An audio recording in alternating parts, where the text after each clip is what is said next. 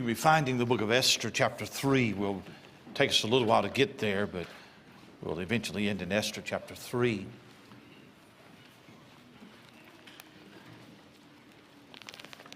I'm going to be very practical with you tonight, preach on the home. I've preached quite a bit on the home here lately, but I think some of you are aware that every once in a while, throughout the year, I preach meetings or Bible conferences where I am assigned the subject or the text, and oftentimes preparing sermons for those meetings that I end up never preaching here.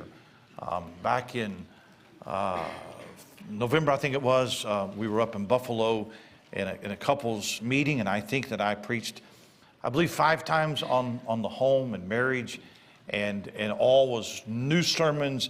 I preached 2 of those here, but 3 of them I'd never preached here. Well, man, it's a lot of work to prepare a sermon and end up, only one time, and that seems it's hard what it is, to be honest with you. And then in January, I was over at Brother Knox's, and he had all of the men preaching on women in the New Testament, and I preached here on Anna, and I preached over there in Anna. Then he had me preach on Mary, the mother of Jesus, and I've never preached that here, and I don't know that I ever will.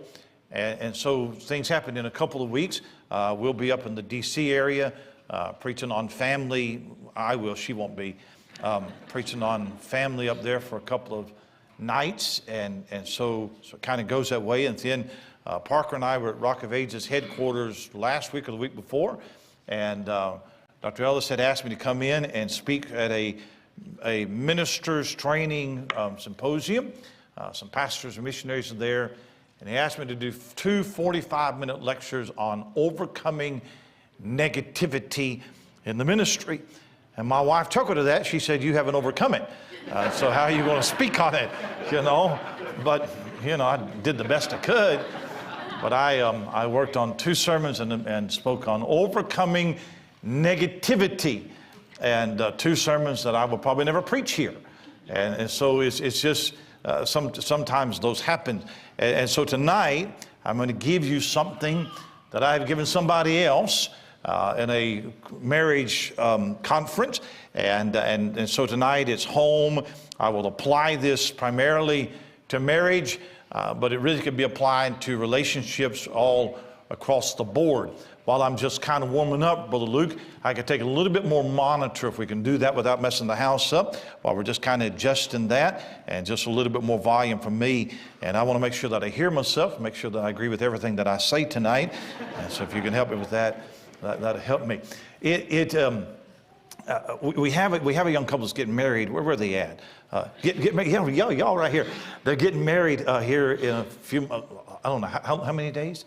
How many days? 48 days. They get married in 48 days. And you remember when you were all in love and mushy and stars in the eyes and water on the brain, and you remember that. And I mean, he is Mr. Wonderful, and she is just. The cat's meow. And perfect finally, God put 2 perfect people together in this perfect marriage, and then they get married, and then they discover, what did I do here? Why didn't my mama tell me? But they just young couples, they just think, well, this is going to be perfect, Eventually, the honeymoon wears off, and you get used to it. And every marriage is eventually going to have problems. Eventually. Every marriage in here, you have had problems. Now, some of you have more serious problems and more problems than others, but you're going to have problems. There is no couple that has ever said, "Pastor, can we meet?" and sat down in my office to tell me, "I just want you to know we're doing great." Just thought I'd meet with you and tell you that our marriage is perfect and we have no problems at all. Every time that somebody calls and says, "Can we meet?" it's a problem. It is, all right? I just don't know what the problem is going to be, but there is going to be some negativity in that meeting. And again, I don't know that we have any marriage in our church that is on the rocks. I hope not. But we all have experienced problems in a marriage. And part of being together and being peaceful together and still being in love together is learning how to deal with problems with one another. Because what you discover is we are flawed. I am imperfect. My wife is imperfect. Everybody's imperfect. And then when you put two imperfect people together, I not only have to deal with my issues, but I have to deal with your issues as well. And I don't know why this is, but a lot of times we have more grace to those outside of the marriage than we do to those inside the marriage. We tend to forgive and have patience and understanding with the people that are distant from us more so than the people that are close to us. It's almost as if we have a different set of rules of engagement within the marriage as we do outside of the marriage. And you realize that you didn't marry Mr. Wonderful. And you didn't marry Miss Wonderful. You didn't. You missed it on that. But now here you are. You're married. And now you have to learn to cope and to be together. And so tonight I want to talk to you about the problem with problems. The problem with dealing with problems. And I'm going to show you an example tonight, very, very practical. I'm going to show you an example of a man who has a wife and she has a problem. I'm going to show you how he dealt with that problem in his marriage. It is the most unlikely role model for marriage that you could think of in the Bible.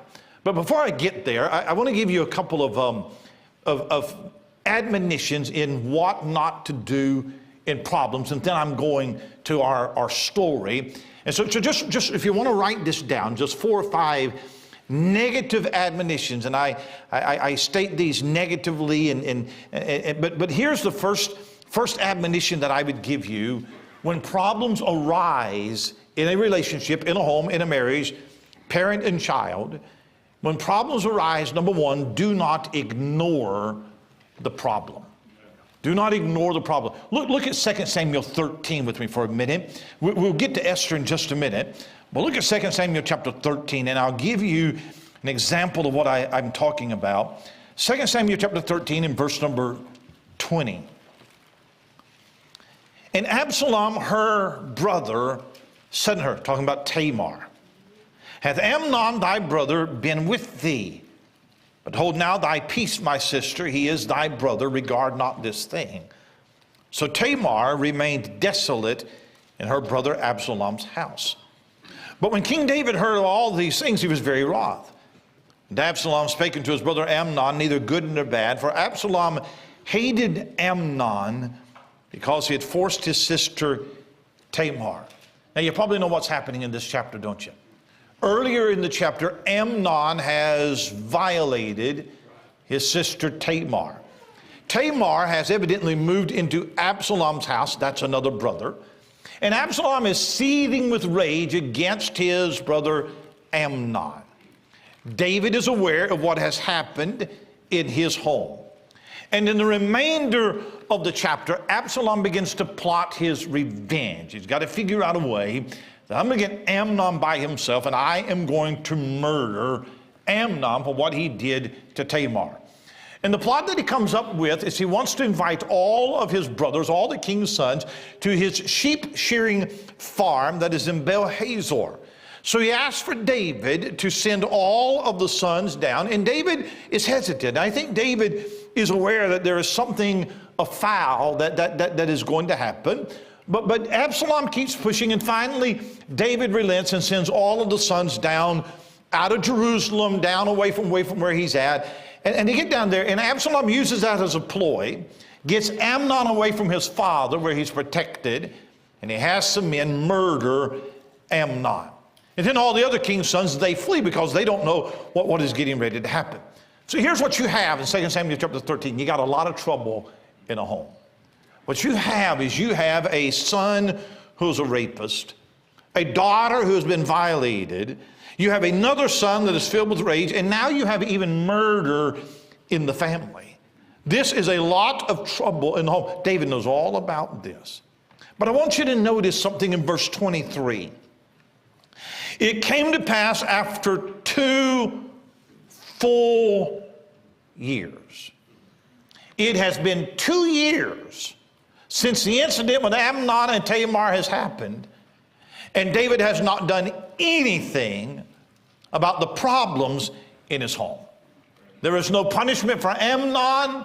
We don't know if there's any care for Tamar. There's no abandonment of Absalom. For 2 years, he has done absolutely nothing. And had David taken judgment into his own hands and dealt with the issues that are in his own family, then perhaps Absalom would not have plotted this murder for 2 full years. Yeah. David is upset, but for some reason he does not address the problem. Problems don't go away with time. Time doesn't heal everything, all right? What happens over time is resentment and bitterness and foul spirits come up. You have to address the problem. I am well aware that in a church setting that a person can get offended over something and you not even know that they're offended. And they sit on that for years. And then something else offends them and something else offends them. And when they come with this offended spirit, soon everything becomes an offense. Everything becomes an offense, and it just builds and it builds and it builds. So don't ignore the problem. Then secondly, don't downplay the problem. Come back to 1 Samuel chapter 1. I'll show you an example of this. 1 Samuel chapter 1 and verse number 8. You'll know exactly where we're at. 1 Samuel 1 and verse 8. Then said Elkanah her husband to her, Hannah, why weepest thou? And why eatest thou not? And why is thy heart grieved? And he should have stopped.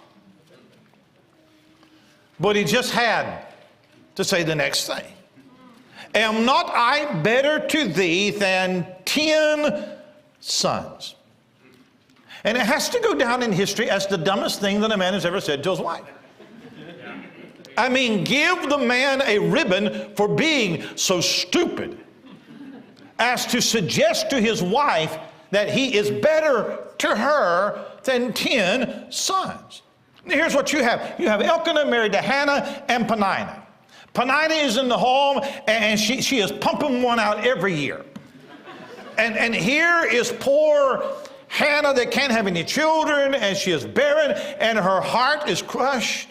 And she doesn't feel worthy for a husband. She doesn't have any fulfillment. There's no joy. You watch her pray on the temple at Shiloh, and her spirit is broken. Yeah.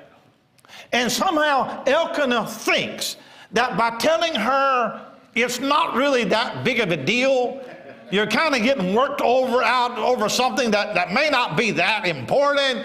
You might be making too much of this. Don't be so emotional. He thinks he's helping. Huh? He actually compounded the problem by marrying fertile Myrtle that just keeps having baby after baby after baby. And now he's trying to sympathize with her by downplaying her problem. Isn't it good enough just to be married to me? That's what he said. Huh? He may not feel the pain of her barrenness, but he ought to try a little harder. Huh? He's trying to downplay the problem. Now here's the problem, guys. All of you men, every one of us, we're logical.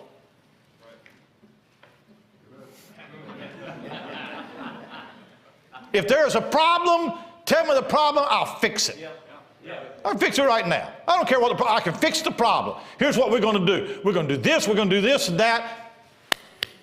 Done. What else? Right? Fix the problem. Don't need to cry about it. We don't need to have 4 conversations. Just I'll take care of the problem. Here's what I have discovered. She don't want the problem fixed. She wants to talk about it. That's what we want to do. We don't care. Listen, your wife does not care if the problem gets fixed or not. She just wants to be able to talk about it. Now, am I? Yes, sir. Go ahead and say amen. Don't be afraid of your wife. Don't downplay the problem. But then don't overreact to the problem. Look at Exodus chapter 4. Exodus chapter 4. Exodus chapter 4, look at verse 24. It came to pass, by the way, in the end that the Lord met him and sought to kill him. Then Zipporah took a sharp stone and cut off the foreskin of her son and cast it at his feet and said, surely a bloody husband art thou to me. So he let him go. Then she said, a bloody husband thou art because of the circumcision. You remember Moses had to flee Egypt because he killed that Egyptian. He's in exile for 40 years. While he's in exile, he meets Jethro. Then he meets Jethro's daughter, Zipporah. They get married. They have a son, and they name the son Gershon. And now God has called Moses back to Egypt to confront Pharaoh and to be the deliverer of Israel. But along the way, a problem comes up in that he has not had Gershon, his son, circumcised. God has initiated circumcision as a sign of the covenant with the people of Israel. And for some reason, I don't know why, Moses has neglected that.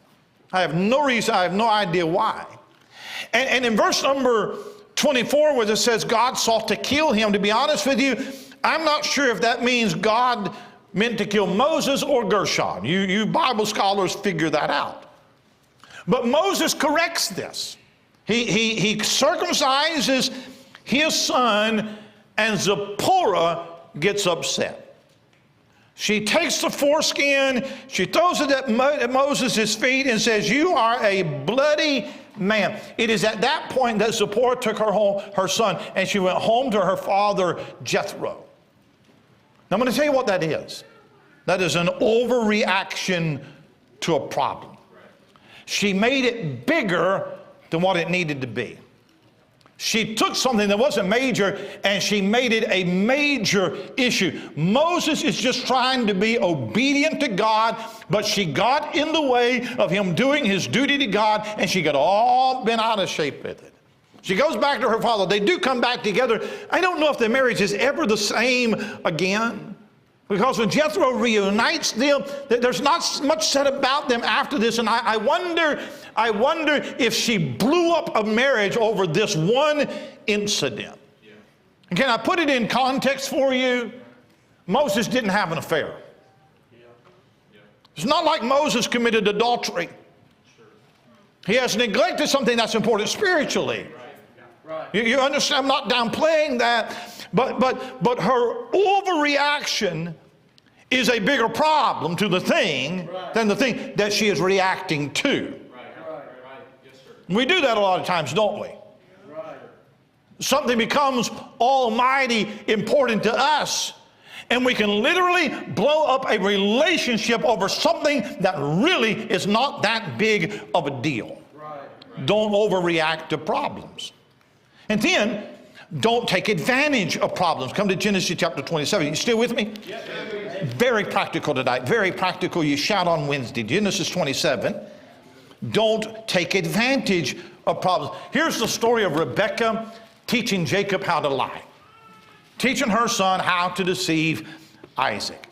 Isaac is old. He has announced to Esau that he's going to give him the family blessing. Esau's gone out. He is preparing a meal, and Jacob is going to deceive him. He is Rebekah's favorite, so she hatches this plan.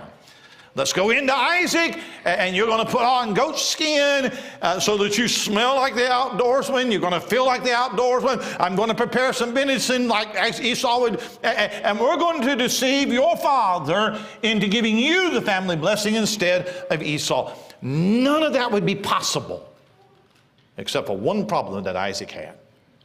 Look at it in verse 1. It came to pass that when Isaac was old and his eyes were dim so that he could not see. Rebekah is counting on the fact that she can exploit that. His eyesight is so dim that he cannot tell the difference between Jacob and Esau, and we are going to exploit that by dressing Jacob up like Esau. So what she does is she takes advantage of Isaac. She exploits him. And can you imagine what the marriage is like after that? how would he ever trust her again?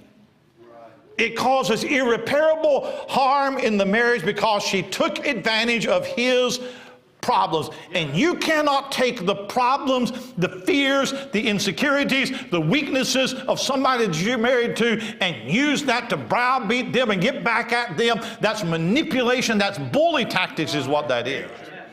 And what you do is you destroy trust that way, and destroy trust destroys intimacy. I've lived with my wife for 32. We've lived for 32 years. We've been married. I'm going to tell you something. I know her weaknesses. And unfortunately, she knows all of mine too. Every one of them. And can you imagine what kind of relationship we would have if I used her weaknesses to try to get my way? Or if she used my weaknesses? That's exploitation is what that is. Don't take advantage of problems. And then fifthly, don't complicate problems. I think about Sarah. Sarah gets a bad rap, I think.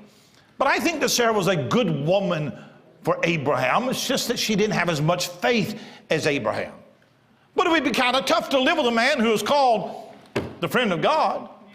I mean, how would you like it if your husband made it in Hebrews chapter 11? How would you like to have to live with that guy? There is some pressure to that. So Sarah's problem is that she doesn't have as much faith as Abraham, and she grows impatient waiting for the promise of God. And so she devises this plan for Abraham to go into Hagar, have a child by her, then we're going to adopt that child, and we're going to help God out that way, and that way we will have the seed.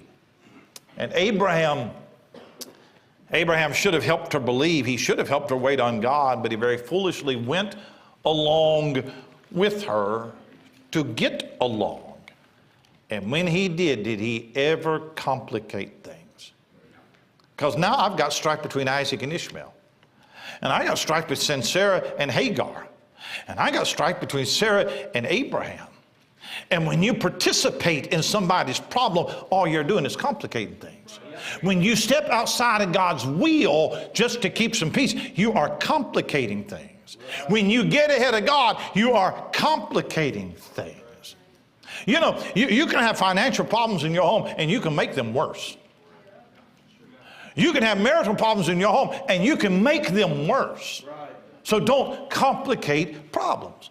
So here's what I'm saying. Every marriage, every home is going to have problems. So how do you deal with those problems? Now go to Esther chapter 3 with me. Esther chapter 3, all right? Here's where I wanted to go to tonight. And I'm going to show you an example of a man that dealt with his wife's problem. Esther chapter 3. Esther chapter 3 gives us probably the most intriguing marriage in the Bible. It's very unique. There is no other marriage that is formed exactly like this one. And in most cases, this would not be a marriage that God would approve of, but in this case, he orchestrated it. It is an unlikely marriage between a Hebrew woman and a Persian king. Two different people, two different backgrounds, different religions, different social statuses. Here's the story. King Ahasuerus reigns over 127 provinces from India to Ethiopia, most powerful man in the world. His wife's name is Vashti, and she has publicly embarrassed him. Now, he's not innocent, and that he has all of those drunken princes there, and he wants her to come in and showcase her beauty, perhaps in a lewd manner. But you cannot disrespect your husband and embarrass him publicly, especially in that culture. He is humiliated before all the princes and before all of the VIPs. So here's what he does. He holds an emergency session with his cabinet, and they all advise you have to get rid of her. Now here's the reason why. If you don't get rid of her, this is going to open the door to all the feminists. That's right. And we might start having trouble with our wives too. You're going to have to make an example out of her. You're going to have to put her in a place. Because if you don't, all of our wives are going to start acting too big for their britches. So you're going to have to make an example just to remind these women of their rightful place in the kingdom. So Ahasuerus publicly divorces Vashti and begins the search for a new queen. They bring all of these virgins in, and as soon as Esther comes in, the search is over. She is beautiful, she is graceful, she is charming. She is everything that a man would want in a wife and everything that a king would want in a queen. And so the story romance, it begins because what girl doesn't dream of being swept off her feet by a prince, in this case a king, moving to a palace with servants and jewelry and clothes and all of this. This is what happens. He could have any woman in the kingdom, but he chose her, and she could have married a peasant, but she ends up marrying the king. It is the stuff that fairy tales are made up of. But then we come to Esther 3, and we discover that Esther has a problem. And she has brought that problem into the marriage. It's not a moral problem. It's not a sinful problem, but it is a significant problem. She has a secret that she brought into the marriage, and she didn't tell him about it before they got married. Her problem is that she is Jewish. She is part of an exiled group of people who have been separated from their homeland, deported to another land, and the secret has been kept from her husband, but it is going to explode on her. Here's how. Look at Esther 3 and verse 6. He, Haman, thought scorn to lay hands on Mordecai alone, for they had showed him the people of Mordecai. Wherefore Haman sought to destroy all the Jews that were throughout the whole kingdom of Ahasuerus, even the people of Mordecai. That is a problem. Yeah. Haman is Ahasuerus' right-hand man. He has taken personal offense that this man Mordecai will not bow down to him. He's a petty little man. He is full of self-importance. And when men won't bow down and lick his boots, he throws a temper tantrum and he goes on a tirade against all Jews. And so he goes to Ahasuerus and he makes up this story that all of these Jews are a rebellious factor in your kingdom and they need to be wiped out. He paints this very gray, dark picture of these Jews that are supposedly revolting and there is such distress in the kingdom. And finally, he manipulates the king to sign a decree that on a particular day that all of these Jews are going to be killed. Right. And when he signs that decree, look at verse 15. The post went out being hastened by the king's commandment, and the decree was given in Shushan the palace. And the king and Haman sat down to drink, but the city Shushan was perplexed. I think that some people knew that Esther is a Jew. Her husband has just signed her death warrant. What Esther has done is she has brought a situation into the marriage without telling her husband. She kept a secret from him, and now it has caused him to create even more problems for himself and for the entire kingdom. And the city is perplexed. They're thinking, what is he doing? What, does he not know that his own wife is a Jew? Does he not understand that the law of the Medes and Persians cannot be reversed? Once it's a law, it is a law.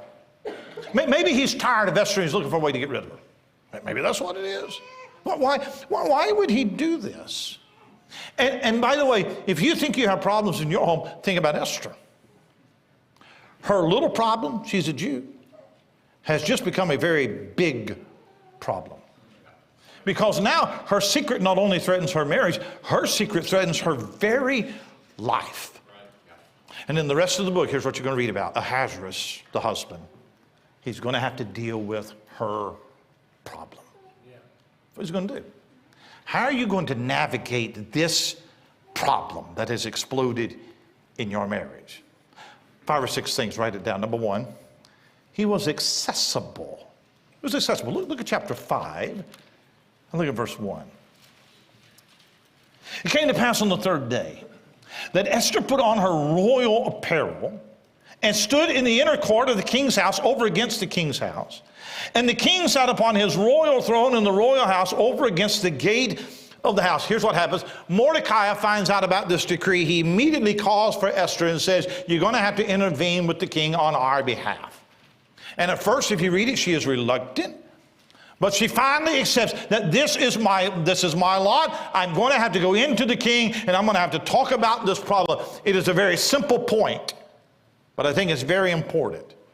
If you are going to navigate problems in your marriage, you have to be available in the marriage.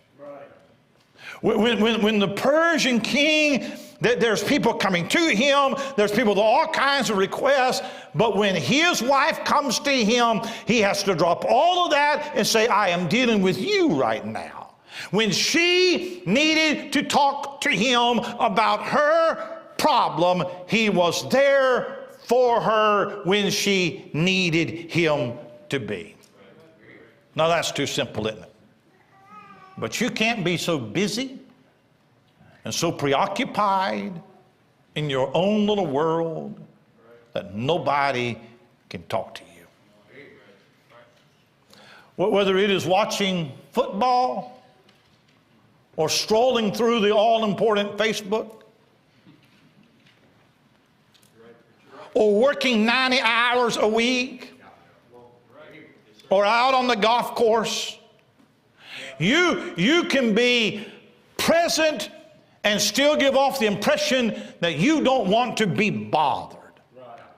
You can give that impression to your kids. That they're always a bother, always interrupting whatever it is that you're doing. So don't be so busy that you're not accessible to your kids and to your spouse and to one another. And isn't it amazing that some people are more interested in the lives of friends that are not really friends on Twitter and Facebook than they are interested in the lives of the people sitting right in front of them? I sat in the barber shop the other day, and I forget now, there was 10 or 11 guys there because they got there late. And out of 11 guys, there's 9 of them right there glued to their cell phone. We have become addicted to it is what we have become. Huh? We can't even go to dinner without somebody checking their phone and checking the beep and the ding and the whistle and Instagram or whatever it is. And we can't have conversations anymore. Can't communicate anymore. So be accessible. And then secondly, be approachable. Look at verse number 2. It was so when the king saw Esther the queen standing in the court that she obtained favor in his sight. And the king held out to Esther the golden scepter that was in his hand. So Esther drew near and touched the top of the scepter. Now they're married, but there's protocol. He's the Persian king. And when you approach the king, you didn't just march into the throne room. You had to be invited into the throne room. And if a person barges into the throne room and the king does not accept them, that person could actually be executed. So when it says that Ahasuerus stretched out his scepter to Esther, he's basically saying, come on in. That's what he's doing. Now guys, I don't recommend that you take that particular approach. Sitting on your throne and, holding out your golden scepter, giving her a signal that she can come. I don't think, I know it wouldn't fly in our house, but maybe you can try it. But he sees her standing there and he doesn't ignore her. He doesn't hope that she will go away while he's watching Sports Center. He doesn't say, take a hike, get lost. No, he welcomes her into his presence and makes her feel like I have all the time in the world to talk to you. Because you can be accessible, but not be approachable. You can be so cantankerous, ain't nobody want to talk to you. Right? I mean, they know you're going to blow up. So why even have the conversation? Afraid to say anything to you because who knows what mood you are in today? You can be there and everybody else wish that you wasn't there. So be approachable. If your spouse needs to talk, and when communication breaks down, marriage is over. Without communication, all you have is 2 people living in the same room. That's all that you have. All right? But if there is no communication, then there is no intimacy. And when your spouse, husband or wife, has a problem, can they approach you? Can they talk to you without you making it a bigger issue? Can your child come and talk to you? If you are not approachable to your children, they won't tell you what's going on in their life. but they will tell their friends at school. And when they have an issue in their life, I want them to tell me. So be approachable. And then in verse 3, be amicable. Look at verse 3. Then said the king unto her, what wilt thou, Queen Esther? And what is thy request? It shall be even given thee to the half of the kingdom. Before he even hears what her problem is, he offers her half of the kingdom. I can see it on your face. Something's bothering you. I don't know what the issue is, but I want you to know ahead of time, you can't ask for too much of me. You see that? He is a pagan king. He's not a role model. Okay? We wouldn't have Ahasuerus come in and talk to us about marriage. We understand that. Divorcing Vashti, that's not a good look for him. I understand he's a pagan king. But he shows her, whatever it is that's on your heart, whatever you need to talk to me about, I'm an open book. And whatever you're getting ready to ask me, you can't ask me for too much. He's not virtuous, but I tell you what he did know. He knew how to make his wife feel comfortable. Now maybe when he hears the problem, maybe he's going to blow up at her. But for now he is kind to her. He can see on her countenance that something bothers her. And he wants to reassure her that whatever is wrong, I am there for you. You know when you have to have a difficult conversation with somebody, how you play it over in your mind? This is the way I'm going to say it. And then you play in your mind what they're going to say back. And depending on what they say back, then I'm going to formulate my response. And you play over in your mind different ways that it go. And you kind of lay out a plan of attack. Well, Esther has played this out in her mind. Here's the different ways that the king could respond. And if he responds this way, this is how I'm going to answer. And if he approaches it this way, then she asked for 3 days to fast and pray as to how to approach him. And if he says, why didn't you tell me you were Jewish? Then this is what I'm going to answer. If he says, do you have any other secrets you're keeping from me? Well, this is how I'm going to reply. If he says, I've already signed the law, there's nothing I can do. Well, this is going to be my reply. Right. Here's what she never expected. Whatever you want up to half the kingdom. Yeah. She has not planned a response for that. Yeah. He has set her mind at ease. I don't know what the problem is, but I promise you, it is not too big that me and you can't handle the problem. The problem will never be more important than our relationship. Whatever is rocking our marriage is going to survive it because I'm telling you, I'm on your side. Right. Good preacher. Number 4, be appropriate. Come to chapter 7. Still with me? Yeah. So look at verse 1. Very practical, very practical. So the king and Haman came to banquet with Esther the queen. The king said again unto Esther on the second day of the banquet of wine, what is thy petition, Queen Esther? It shall be granted thee. What is thy request? It should be performed even to the half of the kingdom. So Esther says, I want to prepare a banquet. You and Haman, and then I'm going to tell you what I need. So Ahasuerus is intrigued. And so he said, oh, that'd be great. You fix, we'll have a banquet. And by this time, he is dying of curiosity. Dying. It's like when you ask your wife, what's wrong? She says, nothing. We know that's not the answer, correct? We just know that this is a game we have to play. We have to pull it out of you, okay? We understand, all right? He's dying of curiosity. But it's interesting, he hasn't backed down on his promise. Because for the second time, he says, it should be performed even to the half of thy kingdom. So here's how Esther approaches it. Look at verse 3. Esther the queen answered and said, if I have found favor in thy sight, O king, if it please the king, let my life be given me at my petition and my people at my request. For we are sold, I and my people, to be destroyed, to be slain, and to perish.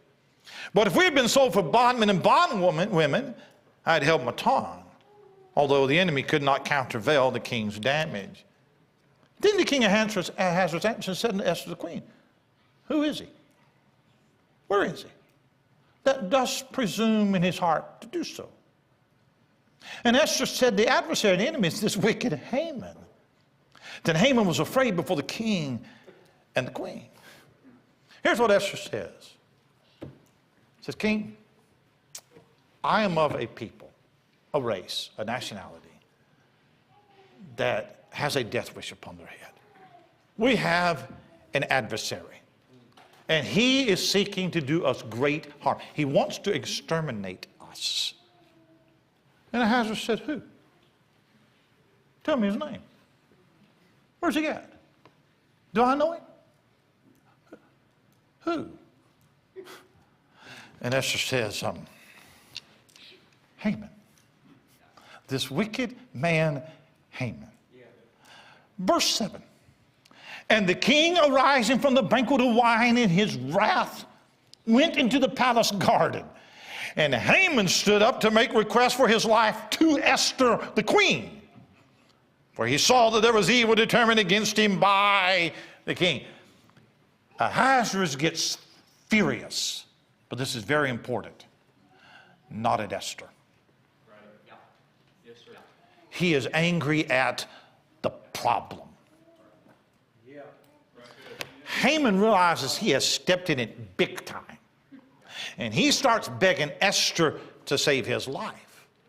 I don't know if he knew that Esther was related to Mordecai. I don't know. But when he hears that she is Jewish, he realizes he is in some big trouble. And the king, he steps out to the garden. He's got to breathe. He's coming back in just a minute. But for right now, I'm going to go out and blow off some steam and figure out how we're going to deal with this. But when you find out that someone or something is attacking the marriage or the husband or the children or the marriage, the appropriate response is to go on the warpath. Not against them, but against the thing that threatens the relationship. He doesn't downplay it. He doesn't minimize her concerns. He does not ignore the problem. But here's what he does. He takes it upon himself to make her problem his problem.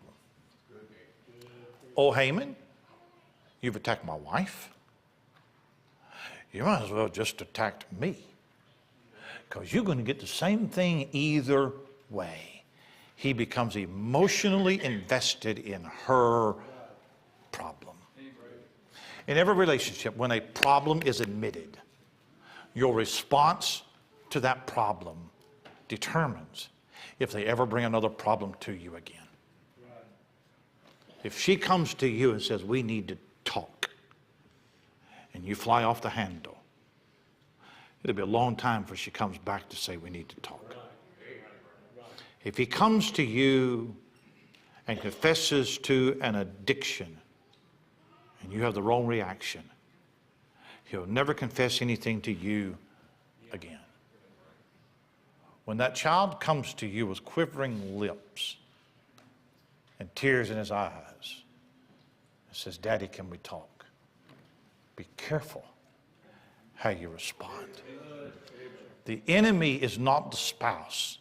The enemy is the sin, the curse, Satan, the temptation, the weakness. Be analytical. Look at verse 7 again. The king, arising from the banquet of wine in his wrath, went into the palace garden.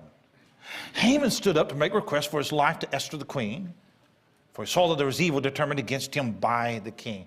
He has just heard the most devastating news that he could hear.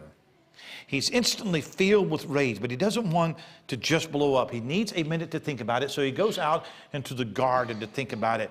And when he does, Haman goes in to Esther and begins to beg for her life. In fact, verse 8. The king returned out of the palace garden into the place of the banquet of wine, and Haman was fallen upon the bed whereon Esther was. She has gone into the bedroom. She's on the bed. Haman has gone in there. He has fallen on the bed, and he's probably halfway on her, grabbing her feet or whatever, begging her to plead for him, and Ahasuerus walks in. Bad timing. Bad timing. And Ahasuerus walks in, and he sees Haman draped over his wife. Oh, that's how you want to play this? You really? Then said the king, will he force the queen also before me in the house? And the word went out of the king's mouth, and they covered Haman's face. Put a hood over his head. We just happen to have a gallows already built, brand new. Let's try it out. Now I want you to think about Esther tonight. I want you to think about it. When Mordecai is telling her, you got to go in and talk to the king, 3 days fasting and prayer. How's he going to take this? I've created a problem, and it's complicated things for him. And it's not his fault. It's mine. How's he going to deal with this? To this scene.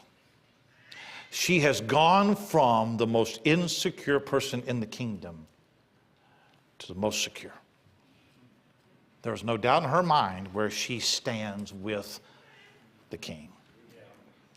He not only would give me half the kingdom, he will not let anything or anyone harm me. Now, again, I don't suggest, guys, that you go out and look for somebody to beat up to impress your wife, that you will protect her. I don't think that's a good idea. But every woman wants a man that would defend her honor. She just went from, I'm not sure if our marriage will survive this, to I've never been closer to him before. And people in life don't need security when things are going good. They already feel good about themselves. They already feel good about the situation. But when they make a mistake, when they create a problem, when something has been exposed in their life, that's when they feel vulnerable, insecure, unsure. And that's where you have the opportunity to give them security that they so desperately need with affection. It's not romantic of Ahasuerus to kill Haman, but it was very reassuring to her. That's what it was. Now, do you know the rest of the story? I got to be done. You know the rest of the story? Ahasuerus teaches us how to deal with problems that come to your home. However, he has not fixed the problem. There is still a death command out there. And the law of the Medes and Persians could not be changed. He cannot reverse that law. So in chapter 8, Ahasuerus can't fix the problem. What he is going to do is he is going to give her the tools and help her fix the problem. Since the law of the Medes and Persians cannot be broken, Esther asked him to make another law that supersedes the previous one. This law gives the Jews the right to defend themselves. And so what he does is he gives his ring to Mordecai, sets Mordecai over the house of Haman, writes a brand new law that says the Jews are allowed to defend themselves. Ahasuerus cannot fix the problem himself, but he gives her everything that she needs to handle the problem. He makes the changes that are necessary. He becomes her advocate. He works with her to find a remedy. His wife is in serious trouble. He will move earth and heaven to stand beside her and do whatever it takes to fix it.